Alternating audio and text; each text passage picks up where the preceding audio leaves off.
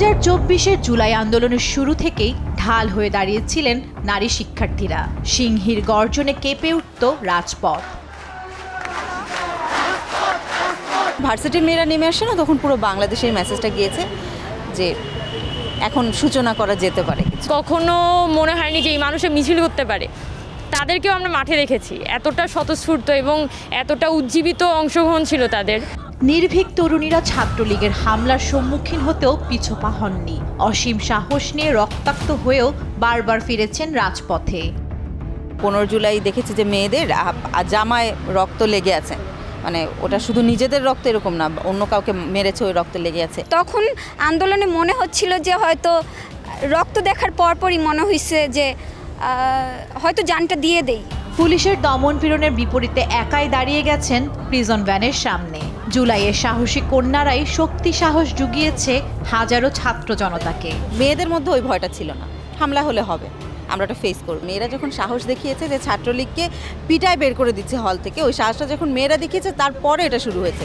ছাত্র জনতা হত্যার বিচারের দাবিতেও তাদের সোচ্চার কণ্ঠে শোনা যায়, আমার ভাইয়ের রক্ত বৃথা যেতে দিব না। 5 আগস্ট স্বৈরাচার পতনের পর কালের গর্ভে হারিয়ে যাচ্ছে তাদের অবদান। সাইবার বুলিং, রাজনৈতিক চাপ ও সামাজিক প্রতিকূলতার সম্মুখীন হতে হচ্ছে প্রতিনিয়ত।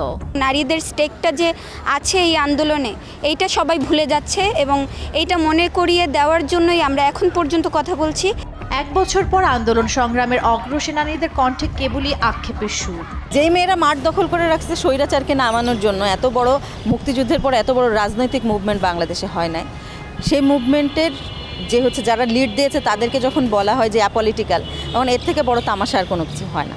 তবে দেশ ও জাতির প্রয়োজনে আবার মাঠে নামতে হলে কোনো কুণ্ঠাবোধ করবেন না বলেও জানান তারা। নারীর সংগ্রাম শুধু কয়েকজনের না, আমরা চাই যে সংখ্যাগরিষ্ঠ নারীরা যারা এই আন্দোলনে ছিল তারাও কথা বলুক। নারীর অবমূল্যায়ন ঠেকাতে প্রয়োজন সামাজিক সচেতনতা। শুধু মিছিল সংগ্রামের ঢাল হিসেবে ব্যবহার করলে সার্বিকভাবে রাজনৈতিক পরিমণ্ডলে কমে যাবে নারীর উপস্থিতি। সামাজিক ন্যায় বিচার, মানবিক মর্যাদা, এটা প্রতিষ্ঠা করতে একটা সামাজিক আন্দোলনের দরকার। আসলে সামাজিক আন্দোলন ছাড়া এটা সম্ভব না। রাজনৈতিক পট পরিবর্তনে এগুলো হবে না। জান্নাতুল মোহনা, দেশ টিভি, ঢাকা।